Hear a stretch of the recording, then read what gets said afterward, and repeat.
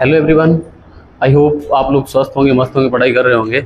और आप हमारे चैनल पे अगर पहली बार आए हैं तो प्लीज़ चैनल को सब्सक्राइब करिए और आज जुड़ जाइए हमारे साथ साइंस की नई सीरीज़ में। और साइंस में हमारा अगला चैप्टर लगा हुआ है, मैग्नेटिज्म आज पढ़ाने वाले हैं। कहने का मतलब मैग्नेटिक इफेक्ट ऑफ करंट पढ़ाने वाले हैं।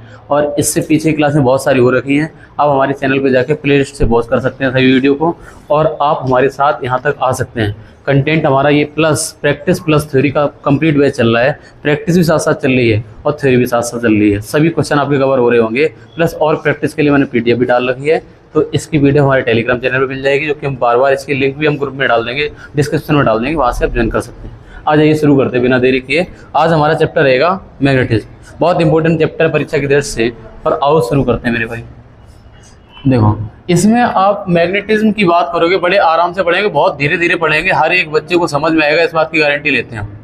हर एक बच्चा जो यहाँ पर बैठा हुआ है उन सभी को समझ में आने वाला है जितना हम पढ़ाने वाले हैं। चलो भाई, जैसे हम बात करें इसमें, तो मैग्नेटिज्म होता क्या है। मैंने कहा मैग्नेटिक इफेक्ट ऑफ करंट। जो आप अभी करंट जो अभी तक पढ़ते रहे, वैद्युत धारा से ही रिलेट करेगा मैग्नेटिज्म। ये कैसे रिलेट करेगा मेरे भाई? जैसे मैंने कहा था कि वैद्युत धारा का ऊष्मीय प्रभाव पढ़ाया था ना, heating effect of electric current. हमने कहा अगर किसी वायर में धारा बहती है तो वो जो वायर होता है वो गर्म होता है, तो वहाँ से हीट निकलती है। जो ने कहा जितनी ज़्यादा देर तक हीट निकलती है उतना ही ज़्यादा, वो जितनी ज़्यादा देर तक करंट फ्लो होता है उतनी ज़्यादा हीट पकड़ता है वो वायर। किसी वायर की बात कर लो, मैंने कहा H बराबर I²RT शायद लिखाया था। मैंने कहा जितनी ज़्यादा धारा फ्लो करवाओगे उतनी हीट ज़्यादा होगी। किसी वायर की बात कर लो, मैंने कहा हीटिंग इफेक्ट ऑफ वायर। मैंने कहा H बराबर I²R, R था हमारे साथ प्रतिरोध। मैंने कहा था जितना प्रतिरोध ज़्यादा होगा उतना ही वायर गर्म ज़्यादा होगा, गर्मी ज़्यादा पकड़ेगा। H बराबर I²RT, और T फॉर टाइम था। मैंने कहा जितने ज़्यादा टाइम तक उसमें करंट फ्लो होगा उतनी ही ज़्यादा ऊष्मा छोड़ेगा, गर्मी छोड़ेगा वो तार। वो तो हमारा था वैद्युत धारा का ऊष्मीय प्रभाव, और ये हमारा धारा का चुंबकीय प्रभाव। मैंने कहा ये धारा के कारण जैसे ऊष्मा उत्पन्न होती है उसी प्रकार उसमें चुंबकीय क्षेत्र भी उत्पन्न होता है। अगर किसी भी वायर में करंट फ्लो होता है तो उसके साथ में हीट तो निकलती है, उसके साथ साथ उसमें मैग्नेटिक फील्ड भी जनरेट होता है। यही तो लिखा हुआ है। मैंने कहा जैसे किसी तार में धारा के कारण ऊष्मा उत्पन्न होती है वैसे ही साथ में चुंबकीय क्षेत्र भी उत्पन्न होता है। ये तो आप एक सिंपल सा मतलब समझ गए होंगे कि धारा के कारण ऊष्मा कैसे निकली और चुंबकीय क्षेत्र बना कैसे। ये चुंबकीय क्षेत्र होता क्या है वो आगे समझ में आने वाला है ना। नॉर्थ पोल साउथ पोल आगे समझाएंगे। इससे पहले एक चीज समझ के चलिए कि ये हम प्राकृतिक नेचुरल मैग्नेट की बात करें तो आप उससे क्या अर्थ निकालेंगे नेचुरल मैग्नेट से, प्राकृतिक चुंबक से। तो परिभाषा हम एक बार पढ़ देंगे और आपसे हम इस बात का प्रॉमिस करते हैं कि इस परिभाषा को पढ़ने के बाद अपने आप समझ में आ जाएगा कि इसकी परिभाषा एक्चुअल क्या, डेफिनेशन क्या निकल रही है। और प्राकृतिक चुंबक एक पदार्थ है जो लौह चुंबकीय पदार्थ जैसे आयरन, कोबाल्ट, निकेल अन्य चुंबक या गतिमान आवेश पर बल आरोपित करता है। प्राकृतिक चुंबक एक लौह चुंबक है जिसका नाम मैग्नेटाइट होता है। इसका मतलब ये है कि एक नेचुरल मैग्नेट वो है, एक प्राकृतिक चुंबक वो है जो किसी लौह पदार्थ हो, कोई लोहे की चीज हो, है ना। एक तो लिखा हुआ लौह चुंबकीय पदार्थों को अपनी ओर आकर्षित करती हो। फॉर एग्जांपल लोहा हो सकता है, कोबाल्ट हो सकता है, निकेल हो सकता है, या फिर किसी अन्य चुंबक को अपनी ओर बल लगा रही हो, बल आरोपित कर रही हो। यही तो लिखा आवेशों पर बल आरोपित करती, बल आरोपित करती तभी तो आकर्षण प्रतिकर्षण लगता है। किसी चुंबक एक दूसरे को ढकेल रही हो तब भी बल आरोपित होता है, या आकर्षित कर रही हो तब भी बल आरोपित होता है। वही लिखा हुआ है एक नेचुरल मैग्नेट वो है जो किसी लोहे को अपनी तरफ खींचे या उसको रिपेल करे या प्रतिकर्षित करे। अच्छा, मैंने कहा जो आपकी प्राकृतिक चुंबक होती है ना बेटा, प्राकृतिक चुंबक एक आयरन हो रहे हैं। जो आपकी प्राकृतिक चुंबक है एक लौह अयस्क है, और लौह अयस्क से क्या निकलता है? लोहा। तो मैंने कहा इस लौह अयस्क से निकली हुई हमारी एक प्राकृतिक चुंबक है और इसका दूसरा नाम होता है मैग्नेटाइट। तो ये कभी कभी एक नया क्वेश्चन बनता है कि बताओ हमारे नेचुरल मैग्नेट का फॉर्मूला क्या होता है? तो Fe3O4 होता है। ये कुछ कंपटीशन के क्वेश्चन निकल के आ रहे हैं जो आपके सामने आगे आ जाओ। अच्छा, आपके सामने चुंबक के बारे में हल्की सी परिभाषा जरूर दिमाग में गई होगी कि चुंबक का एक्चुअल मतलब क्या है नेचुरल चुंबक का, कि कोई चीज अपनी तरफ खींचे या उस पर बल आरोपित करे, है ना, या तो धकेले या अपनी ओर खींचे। बल तो लग रहा होगा ना। अच्छा, लोहे की चीज हो या अन्य चुंबक हो या किसी आवेश पर बल आरोपित हो रहा हो तो उसको हम प्राकृतिक चुंबक कहते हैं। और प्राकृतिक चुंबक होती है ये एक लौह अयस्क है और जिसका नाम मैग्नेटाइट होता है। इसका फॉर्मूला बेटा क्या बताया? Fe3 O4। इस PDF को पढ़ने के बाद घर पे जाके फिर PDF को लिखेंगे आप, तो डेफिनेटली पूरा याद हो जाएगा जैसा कंटेंट पहले चल रहा था। लेकिन हाँ, ये जरूर कहेंगे जो कंटेंट आपका 30-40 दिनों में खत्म होता वो 20 दिन में ही खत्म हो जाएगा, और साइंस कंप्लीट करके हम कुछ और पढ़ पाएंगे GS में वास्तव में। ठीक है, आगे हम बात करें चुंबक के प्रकार। बेटा चुंबक के प्रकार की बात करें तो चुंबक के प्रकार में देखने को मिल जाएगा आपको, एक तो मिलेगी बार मैग्नेट। बार हमारी सिंपल मैग्नेट होती है, एक लंबी लंबी होती है, एक नॉर्थ पोल होता है और एक साउथ पोल होता है। ये नॉर्थ और साउथ क्यों होता हुई बताएंगे आगे चल के। हमने कहा इसमें दो ध्रुव होते हैं, एक उत्तरी ध्रुव होता है, एक दक्षिणी ध्रुव होता है। दक्षिणी ध्रुव को साउथ पोल, उत्तरी ध्रुव को नॉर्थ पोल। मैंने कहा चुंबक के प्रकार की बात करें, टाइप ऑफ मैग्नेट की बेटा बात करें, तो ये हमारी बार मैग्नेट सिंपल वाली होगी। दूसरी आ जाओ, एक हॉर्स शू मैग्नेट होती है। आपने घोड़े के जो पैर होता है उसके आकार देखा है, नीचे की तरफ वो लगाया जाता है, उसका पैर घिसे ना, तो उसी के आकार की चुंबक है, इसलिए इसको हॉर्स शू मैग्नेट कह दिया गया। ये गोल गोल ऐसे करके यू आकार की होती है, इसमें नॉर्थ पोल होता है और साउथ पोल होता है। और आगे बात करें तो एक हमारी होती है मैग्नेट निडल, चुंबकी सुई भी होती है। ये हमारी ऐसी होती है, नॉर्थ और साउथ दो पोल होते हैं, ये चुंबकी सुई की टाइप की होती है। और इसी चुंबकी सुई को एक सर्कल में बंद कर दिया जाता है, ये चुंबकी कंपास कहलाता है। कहे तो मैग्नेटिक कंपास होता है। ये क्या दिखाता है? दिशा दिखाता है, दिशा सूचक होता है। अच्छा, ये नॉर्थ और साउथ में ही जाके ठहरता है। ये मैंने चुंबक की बात करी, टाइप ऑफ मैग्नेट की बात कर ली सिंपल सी। मैंने कहा एक तो बार मैग्नेट, एक हॉर्स शू मैग्नेट, और एक हमारी मैग्नेटिक नीडल है। और इसी मैग्नेटिक नीडल एक बीच में लगा दो तो ये हमारा दिशा दिखाएगा, कंपास का काम करेगा, मैग्नेटिक कंपास। अच्छा, आगे आ जाओ। ये जो सब बातें आपको लिखी हुई दिखाई दे रही है, ये सब कहीं ना कहीं आपके पेपर में हेल्प करने वाली है। यहाँ से डायरेक्ट क्वेश्चन बनने वाले हैं। बड़े आराम से धीरे धीरे करने की कोशिश करेंगे। पहले मैंने बोला कि इस PDF को बहुत स्लो चलाएंगे, जितना स्लो हमसे हो जाएगा, क्योंकि PDF से बहुत जल्दी कितना भी करो तब भी फास्ट ही रहता है कंटेंट। आगे आ जाओ मेरे। मैंने कहा अगर हम दो चुंबक ले लें और एक तरफ नॉर्थ रखें, एक तरफ साउथ, और दूसरी चुंबक एक नॉर्थ रखें, एक साउथ रखें, और दो चुंबकें ऐसे ले कि साउथ साउथ पास में करते हैं, नॉर्थ नॉर्थ दूर कर दें, मतलब उत्तरी पोल, उत्तरी ध्रुव और उत्तरी ध्रुव अलग अलग, और साउथ पोल पास पास, और इसमें नॉर्थ साउथ पास पास। तो होगा क्या कि जो समान प्रकृति के ध्रुव होंगे एक दूसरे को प्रतिकर्षित करेंगे। कहने का मतलब मेरे भाई यहाँ पर ये है कि जो हमारे साउथ पोल होंगे और साउथ ऐसे, तो चुंबक एक दूसरे को ढकेलेंगे, दूर दूर प्रतिकर्षित रिपेल करेंगे। अगर अलग अलग पोल होंगे, यानी विषम पोल होंगे, सामने नॉर्थ और साउथ होंगे, तो एक दूसरे को अट्रैक्ट करेंगे, आकर्षित करेंगे। ये वाली वर्ड बड़ी सिंपल है, ये वाली बात तुम पढ़ के आए हो, यानी 9th-10th क्लास में पढ़ा दी जाती है कि नॉर्थ पोल साउथ पोल आकर्षित और सेम प्रतिकर्षित। तुम प्रैक्टिकल भी करते रहते हो। समान प्रकृति के ध्रुव एक दूसरे को प्रतिकर्षित, जबकि विपरीत प्रकृति के ध्रुव एक दूसरे को आकर्षित। हमें तो साइंस कंप्लीट पढ़ाना है, इसलिए सब लिखाना पड़ रहा है। अच्छा, आगे आ जाओ। मैंने कहा कि जैसे अगर हम एक, हमारी ये पृथ्वी है, पृथ्वी में ऊपर की तरफ हमारा एक होता है जियोग्राफिक नॉर्थ, कहें तो जियोग्राफिकल नॉर्थ भौगोलिक उत्तर होता है और भौगोलिक दक्षिण होता है। अच्छा, मैं एक बार मैग्नेट को एक धागे में लटका दें, बांध के, एक धागे में बांध के लटका दें एक मैग्नेट को, तो स्वतंत्र रूप से लटकी एक चुंबक हमेशा अपने आप को भौगोलिक उत्तर दक्षिण दिशा में रोकती है। ये वाला फैक्ट है, इस फैक्ट को याद करना पड़ेगा। और ये फैक्ट क्यों है, ये हम जस्ट अभी डिस्क्राइब करने वाले हैं कि मेरे भाई होता क्यों है। ये देखो, मैंने कहा कि अगर किसी चुंबक को एक धागे में बांध के छोड़ दिया जाए तो इसका एक सिरा नॉर्थ में और एक सिरा साउथ में ही रुकेगा जाके। अच्छा, यही तो देखा, स्वतंत्र रूप से लटके एक चुंबक हमेशा अपने आप को भौगोलिक जियोग्राफिकल नॉर्थ और साउथ डायरेक्शन में रोकती है जाके। इसका रीजन क्या है, वो रीजन आपको इसी में जस्ट आगे बताने वाले। थोड़ा सा आगे आ जाइए, हम आपको बताएंगे मेरे भाई, इसको समझिए। मैंने कहा पृथ्वी है ना, पृथ्वी के अंदर मेटल है। आपने पढ़ा होगा जब ज्वालामुखी उद्गम होता है तो बहुत सारा लावा निकलता है, बहुत सारे मेटल्स निकलते हैं उसके अंदर से। और जो मेटल्स होते हैं इसमें न्यूक्लियर नाभिक होता है और इलेक्ट्रॉन्स होते हैं, प्रोटॉन्स होते हैं, है ना। इसका नाभिक होता है, प्रोटॉन होते हैं। किसी भी नाभिक में, किसी भी नाभिक के जो केंद्रक होगा उसमें, प्रोटॉन, वो एटम बोलना चाहिए। किसी भी एटम के नाभिक में प्रोटॉन होते हैं और इसकी कक्षाओं में इलेक्ट्रॉन होते हैं, गति करती है। और जो हमारे पृथ्वी के अंदर जो लावा भरा हुआ है ना, मैग्मा, ये मैग्मा भरा हुआ बहुत तेजी से गति कर रहा है, बहुत तेज खोल रहा है, समझ पा रहे हो, बहुत उसमें हीट है, गर्मी है। तो वो हमारे पृथ्वी के अंदर बहुत तेजी से गति करने के कारण उसमें क्या होता है, चुंबक की भांति व्यवहार कर रही है। पृथ्वी है ना, एक ऐसे बिहेव कर रही है जैसे इसके गर्भ में एक चुंबक रखी हो। पृथ्वी के गर्भ में एक चुंबक रखी हो, इसलिए क्योंकि पृथ्वी के अंदर बहुत सारा मैग्मा है, वो लगातार घूम रहा है और उसमें एटम्स हैं, एटम्स में इलेक्ट्रॉन्स और प्रोटॉन्स हैं, नाभिक हैं।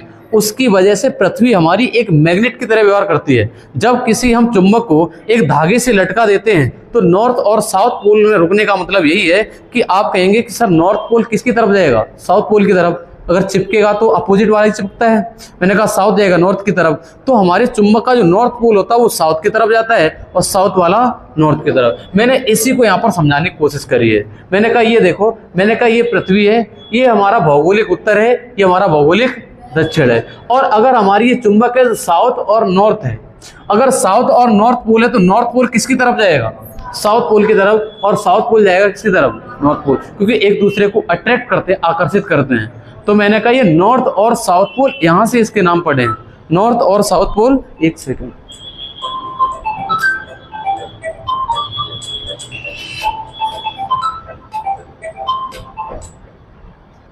एक सेकंड दो।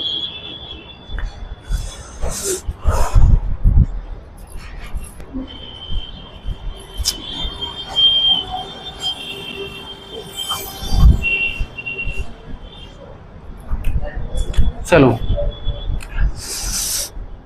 आ जाओ भाई।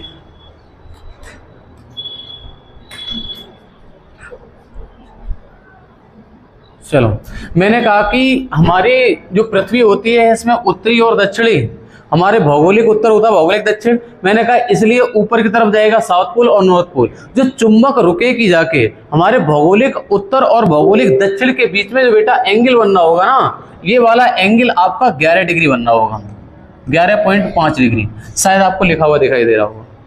मैंने कहा ये हमारा जो साउथ पोल होगा और जो हमारा ये जो भौगोलिक उत्तरी पोल होगा, उत्तरी ध्रुव होगा, जो हमारी भौगोलिक उत्तर होगा और साउथ पोल के बीच में जो ये वाला एंगल बनना होगा वो 11.5 डिग्री का होगा, ये बोल रहे हैं। ओके, और इसके आगे थोड़ा सा आप पढ़िए, आपको कुछ और पढ़ने को मिलेगा, बड़ी मजेदार चीजें होंगी चुंबक के बारे में, और आप जानेंगे इससे बनने वाले क्वेश्चन आपसे छूटने वाले नहीं है, ऐसे पढ़ाएंगे। आगे देखो, यदि किसी चुंबक को अरबों खरबों बार भी तोड़ दिया जाए, अगर मैंने कहा कि चुंबक को तोड़ दो, इसमें दो ध्रुव हैं, साउथ पोल और नॉर्थ पोल, मैंने कहा उत्तरी ध्रुव और दक्षिण ध्रुव, अगर बीच से तोड़ दे तो क्या साउथ पोल रह जाएगा इसमें, ये वाले क्वेश्चन बनते थ्योरी के।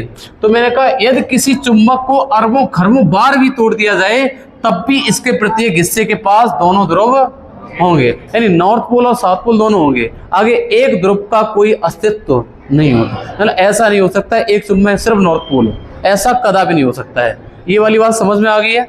अच्छा, चुंबक के बारे में आपको कुछ कुछ फैक्ट नहीं मिलने होंगे जिसके बारे में आपको सोच के लग रहा होगा ऐसा भी होता है क्या, पृथ्वी हमारी चुंबक की वहां व्यवहार करती है। अगर हम किसी चुंबक को ऐसा लटका दें तो नॉर्थ वाला इधर जाएगा, साउथ वाला इधर जाएगा। इसका रीजन यही है कि पृथ्वी के अंदर भी एक चुंबक रखी हुई है, और पृथ्वी के अंदर चुंबक नहीं रखी हुई है, पृथ्वी के अंदर बहुत सारा मैग्मा है, वो लगातार घूम रहा है, और उसकी वजह से उसमें एटम्स हैं और एटम्स में धातुएं हैं, और धातुओं के घूमने की वजह से वहां पे मैग्नेटिक फील्ड बन रहा है। तो हमारी पृथ्वी एक मैग्नेटिक फील्ड की तरह कार्य कर रही है, इसलिए हमारी कोई चुंबक लटकी होती है वो सिर्फ दो दिशाओं में जाके रुकती है, उत्तर और दक्षिण दिशा में जाके रुकती है। ये वाली चीज शायद नहीं मिली होगी, इसके बीच में एंगल 11.5 डिग्री का बनना होता है। सही है, आगे आ जाओ। चुंबकीय क्षेत्र की बात करें तो चुंबकीय क्षेत्र में आपको किसी चुंबक के चारों ओर वह क्षेत्र, अब मैग्नेटिक फील्ड यहाँ पे इंग्लिश में नहीं लिखा, इंग्लिश में लिखा होगा मैग्नेटिक फील्ड क्या होता है। क्या होता है मैग्नेटिक फील्ड? मैंने कहा एक चुंबक यहाँ पे, एक चुंबक नीचे ले जाओ तब भी खींचेंगे एक दूसरे को। मैंने कहा ऐसा कर दो, ये वाली चुंबक है, मान लीजिए ये नॉर्थ पोल है, एक नीचे ले जाओ उसका साउथ पोल ऊपर कर दो, तो क्या खींचेंगे एक दूसरे की तरफ? नहीं खींचेंगे। मैंने कहा इसका फील्ड भी फिक्स होता है। मान लिया अगर यही चुंबक है और इसके जो चुंबकीय क्षेत्र होगा वो फिक्स होगा कुछ एरिया, ऐसा नहीं कि तुम उठा के वहां पे ले जाओ एक और चुंबक कहो नॉर्थ और साउथ, अब तो खींच ही नहीं रहे आपस में। तो मैंने कहा इसका जो चुंबकीय क्षेत्र होता है वो भी कैसा होता है? सीमित होता है। तो उसी के बारे में बात कर रहे हैं। अगर नॉर्थ और साउथ पोल है तो इसका चुंबकीय क्षेत्र होगा वो भी कुछ फिक्स एरिया में होगा। किसी चुंबक के चारों ओर वह क्षेत्र जिसमें अन्य चुंबक या लौ चुंबकीय पदार्थ या गतिमान आवेश प्रतिकर्षित या आकर्षण बल का अनुभव करते हैं उसको चुंबकीय क्षेत्र कहते हैं। शायद चुंबकीय क्षेत्र की परिभाषा तुम्हें याद भी न करनी पड़े। चुंबकीय क्षेत्र वो होता है जितने बीच में वो आकर्षण और प्रतिकर्षण बल का अनुभव करता हो, चाहे लोहा आ जाए, चाहे चुंबक आ जाए, किसी को खींचे, तो वहां तक उसका चुंबकीय क्षेत्र है। समझ पाए मेरी बात? आगे आ जाओ। अच्छा, चुंबकीय बल रेखाओं के बारे में बहुत सारे हमेशा क्वेश्चन रिपीट हुआ है चुंबकीय बल रेखाओं से, और आज एक पक्का कर लेना, यहाँ से क्वेश्चन जनरल एसएससी में भी आ जाता है, ये मान के चलो जरूरी रेलवे में ही आएगा। एसएससी का भी ये प्रश्न बनता है, चुंबकीय बल रेखाएं क्या होती हैं। मैंने कहा चुंबकीय बल रेखाएं इंग्लिश में लिखा होगा मैग्नेटिक फील्ड लाइंस या मैग्नेटिक लाइंस ऑफ फोर्स, चुंबकीय बल रेखाएं कहा जाता है। मैंने कहा चुंबकीय बल रेखाएं क्या होती है। मैंने कहा अगर हमारी ये चुंबक है बेटा, अगर ये हमारी एक चुंबक है और इसमें नॉर्थ पोल और साउथ पोल है, ठीक है, तो इससे चुंबकीय रेखाएं जो निकलेगी वो नॉर्थ पोल से निकल के कहां तक जाएंगी, साउथ पोल तक, मतलब उत्तर से दक्षिण जानी। अब तुम चाहे कैसे भी रिलेट कर लो, बोले उत्तर से दक्षिण जाने, कहने का मतलब एन होता है छोटा, एस होता बड़ा। तो चुंबकीय बल रेखाओं की दिशा नॉर्थ से साउथ यानी 14 से 19, 14 पे होता है एन और एस से 19 रीजनिंग वाला दिमाग, क्या कहते हैं। मैंने कहा नॉर्थ से साउथ और नॉर्थ से साउथ और नॉर्थ से साउथ, तो ये वाली दिशा भी पूछी जाती है कि चुंबकीय बल रेखाओं की दिशा चुंबक के बाहर किधर होती है, तो चुंबक के बाहर नॉर्थ से साउथ। आओ इसको लिखें, क्या पढ़ा लिखा हुआ है, चुंबकीय बल रेखाओं की दिशा बाहर की तरफ उत्तर से दक्षिण की तरफ होती है, जबकि चुंबक के अंदर, अब ये बताओ, ये वाली यहां से आ रही है चुंबकीय बल रेखा, अब अंदर जाएगी, अब चुंबक के अंदर क्या होगा, ये साउथ टू नॉर्थ, मतलब बाद वाला तो उल्टा हो ही जाएगा अगर बाहर वाला पता हो। एक याद कर लो, वो बाहर वाला याद कर लो, मेरे हिसाब से बाहर वाला सरल है, यानी कम से ज्यादा की तरफ चले जाओ, नॉर्थ से साउथ चुंबकीय बल रेखाओं की दिशा, और चुंबकीय बल रेखाओं की दिशा बाहर की तरफ उत्तर से दक्षिण, जबकि चुंबक के अंदर दक्षिणी ध्रुव से उत्तरी ध्रुव की तरफ होती है। ये किसकी दिशा बता रहे हैं हम, चुंबकीय बल रेखाओं की दिशा बता रहे हैं। चुंबकीय बल रेखाओं की दिशा चुंबक के अंदर किधर होती है, साउथ टू नॉर्थ, और चुंबक के बाहर नॉर्थ टू साउथ होती है। अच्छा आगे आ जाओ, मैंने कहा चुंबकीय बल रेखाओं की अगर हम बात करें तो मैंने कहा मान लिया कि चुंबकीय बल रेखाएं ऐसे ऐसे बननी है, आप कहेंगे यहाँ पर रेखाएं पास पास हैं, यहाँ पर थोड़ी दूर हो जाएंगी, है ना, ये चुंबकीय बल रेखा यहाँ से निकलेगी थोड़ी दूर दूर, फिर होती है पास पास चली जाएगी, यहाँ पर आपको थोड़ा कम गैप दिख रहा होगा, यहाँ पर ज्यादा गैप दिख रहा होगा। मैं अगर इनको ऐसे बना दें जैसे आपको दिखाई दे रहा है, यहाँ पर कोई पॉइंट ए रख दें और यहाँ पर कोई पॉइंट बी रख दें, तो आप ये कहेंगे यहाँ पर चुंबकीय क्षेत्र V1 है और यहाँ पे चुंबकीय क्षेत्र V2 है। तो मैं ये कहना चाहेंगे जहां पर चुंबकीय बल रेखाएं ज्यादा होंगी वहां पर चुंबकीय क्षेत्र ज्यादा होगा, या जहां पे कम होगी वहां पर ज्यादा होगा। तो ये एक फैक्ट है चुंबक के बारे में कि चुंबकीय बल रेखाओं की क्लोजनेस यानी पास पास, चुंबकीय बल रेखाओं की क्लोजनेस होना प्रबल चुंबकीय क्षेत्र को दर्शाता है। मतलब चुंबकीय बल रेखाएं जैसे यहाँ पर एक ही तरफ आप देखोगे ए से 3 रेखाएं गुजर गई हैं और बी से मात्र 2 ही रेखाएं गुजरी हैं, तो चुंबकीय क्षेत्र कहां पर ज्यादा होगा। मैंने कहा जहां पर चुंबकीय बल रेखाओं की क्लोजनेस ज्यादा होती है वहां पर चुंबकीय क्षेत्र ज्यादा होता है। मैंने कहा यहाँ पर V1 है तो V1 ऑलवेज ग्रेटर टू, मतलब जहां से चुंबकीय क्षेत्र की रेखाएं, चुंबकीय बल रेखाएं ज्यादा इकट्ठी हो रही पास पास, वहां पर चुंबकीय क्षेत्र ज्यादा है, और जहां पर दूर दूर होगी वहां पर कम होता है। और यही यहाँ पर लिखा हुआ है। अगर हम बात करें यूनिफॉर्म मैग्नेटिक फील्ड क्या होता है बेटा, एक समान चुंबकीय क्षेत्र क्या होता है। अगर चुंबकीय बल रेखाएं एक सीधी दिशा में चल रही है, ना पास पास हो रही है दूर दूर, तो ऐसे क्षेत्र को हम कहते हैं एक समान चुंबकीय क्षेत्र। इसकी परिभाषा अलग से नहीं, क्वेश्चन यही से बनेगा डायरेक्ट। एक समान चुंबकीय क्षेत्र क्या होता है, प्रबल चुंबकीय क्षेत्र कहां पर होगा। अगर 2 रेखाएं पास पास हैं और 2 रेखाएं दूर दूर, बताओ पास पास वाले में प्रबल होगा या दूर दूर वाले में। तो आप कहोगे जिसमें रेखाएं पास पास होती हैं वहां पर प्रबल होता है, जहां पर दूर दूर होती है वहां पर दुर्बल होता है। चुंबकीय क्षेत्र की बात कर रहे हैं। और चुंबकीय क्षेत्र होता क्या है, कोई वस्तु आकर्षित या प्रतिकर्षित हो। चुंबकीय क्षेत्र फिक्स होता है फिर अनलिमिटेड होता है, इनफाइनाइट फिक्स होता है। मतलब कुछ एरिया में सिर्फ अनुभव करेगा, किसी चीज को लाओगे चिपकेगी और नहीं चिपकेगी। तो चुंबकीय क्षेत्र बताया तो था, मैंने परिभाषा भी लिखाई थी। अगर कोई बच्चा ध्यान न दे पाया हो तो एक बार इसको दोबारा से पढ़ लेना चुंबकीय क्षेत्र, मैंने बताने की कोशिश करी है। और आगे आ जाओ, आगे बात करें। इतना अगर आपको समझ में आ गया है तो थोड़े से और ऊपर आ जाओ। मैंने कहा चुंबकीय बल रेखा के किसी बिंदु पर खींची गई स्पर्श रेखा उस बिंदु पर कुल चुंबकीय क्षेत्र या उस बिंदु पर रखे गए कंपास के उत्तरी ध्रुव पर लगे बल की दिशा को दर्शाती है। कहने का मतलब क्या हुआ, सर इतना पढ़ा तो दिया लेकिन मेरी समझ में नहीं है क्या बात लिख दी है वाली। मैंने कहा अगर हमारे नॉर्थ पोल से कोई रेखा निकल रही है, चुंबकीय बल रेखा निकल रही है, अगर इसकी स्पर्श रेखा के सापेक्ष, अगर हम स्पर्श रेखा के सापेक्ष स्पर्श रेखा खींच दें, ऐसी चुंबकीय बल रेखा के सापेक्ष अगर स्पर्श रेखा खींच देंगे तो वो स्पर्श रेखा होगी ना, वो उस बिंदु पर कंपास के उत्तरी ध्रुव पर लगे बल को दर्शाती है। कहने का मतलब यहाँ पर अगर कंपास रखेंगे, अगर यहाँ पर कंपास रखेंगे तो साउथ वाला जाएगा नॉर्थ की तरफ और नॉर्थ वाला जाएगा ऊपर की तरफ जाएगा, ऐसा ही तो होगा। अगर यहाँ पर अगर कंपास रखेंगे तो साउथ जाएगा ऐसा और नॉर्थ जाएगा ऐसा, अगर इस कंपास की बात कर लें यही तो होगा। अगर हम यहाँ पर एक स्पर्श रेखा खींच दे तो जैसे ये वाली स्पर्श रेखा जा रही है, देखो ये वाली स्पर्श रेखा जा रही है और यहाँ पे कंपास रखेंगे तो इधर कौन सा आएगा, नॉर्थ, इधर आएगा साउथ। तो नॉर्थ सॉरी गलत कर दिया, यहाँ पर अगर कंपास रखेंगे तो यहाँ पर आएगा साउथ वाला, साउथ नॉर्थ पास आएगा और कंपास में इधर जाएगा कौन सा, नॉर्थ वाला। तो ये वाला कंपास की जो स्पर्श रेखा है, तो ये स्पर्श रेखा किसको बता रही है, ये स्पर्श रेखा होती है ये उत्तरी ध्रुव पर लगे बल की दिशा को बता रही होती है। उत्तरी ध्रुव पे जो बल लग रहा है उसकी दिशा को बता रही होगी ये वाली, समझ पा रहे हो। और ये कह रहा है चुंबकीय बल रेखा के किसी बिंदु पर खींची गई स्पर्श रेखा, जैसे स्पर्श रेखा ये खींच दें तो ऊपर की तरफ भी तो नॉर्थ होगा, अरे ऊपर की तरफ नॉर्थ गया था साउथ पास में होगा, तो जितनी दूर जाएगा वो नॉर्थ वाला इधर साउथ वाला इधर। जैसे यहाँ पर आ जाएगा जैसे ये वाली, तो यहाँ पर कौन सी होगी, नॉर्थ, और यहाँ पर कौन सी होगी, अरे साउथ उल्टी तो होगी, कंपास उल्टा जाएगा, अपोजिट की तरफ जाता है कंपास। तो आप कहेंगे कि जो ये वाली स्पर्श रेखा खींचेंगे, ये वाली स्पर्श रेखा उत्तरी ध्रुव पर लगे बल की दिशा को बताती है। ये वाला क्वेश्चन है कि अगर किसी भी चुंबकीय बल रेखा पे स्पर्श रेखा खींचते हैं तो वो हमें उत्तरी ध्रुव पर लगे हुए बल की दिशा को बताती है। उत्तरी ध्रुव पर लगने वाली बल की दिशा किधर है, इस साइड है, इस साइड है, इस साइड है। अच्छा एक चीज और समझिए, अगर हम दो चुंबकीय बल रेखाएं एक दूसरे को काट सकती है क्या, ये वाला क्वेश्चन हमेशा आता रहता है कि चुंबकीय बल रेखाएं एक दूसरे को कभी भी नहीं काटती हैं। ये लिखा है दो चुंबकीय बल रेखाएं एक दूसरे को नहीं काट सकती हैं क्योंकि कटान बिंदु पर स्पर्श रेखाएं खींची जा सकती है जो चुंबकीय क्षेत्र को एक ही बिंदु पर दो दिशाएं दिखाएंगी, जो कि असंभव है। मैंने कहा जो ये वाली स्पर्श रेखा, मान ले ये वाली चुंबकीय बल रेखा है और इसकी स्पर्श रेखा कौन सी जाएगी, ये वाली, यही तो जाएगी, और ये नॉर्थ पोल के द्वारा लगाए गए टोटल फोर्स को बताती है। इस स्पर्श रेखा होती है नॉर्थ पोल कितनी तेज खींच रहा है उसको, यही तो बताती है।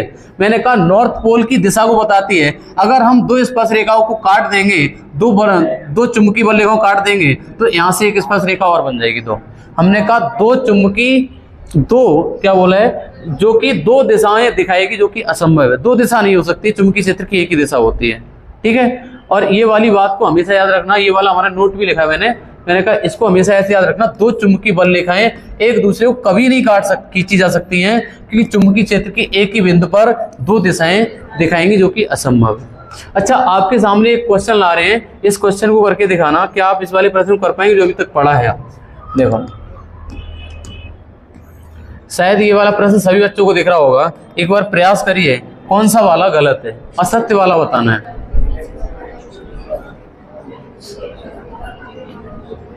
चुंबकीय क्षेत्र रेखाओं के विषय में कौन सा असत्य है, जो अभी तक पढ़ा है उसका पूरा सार।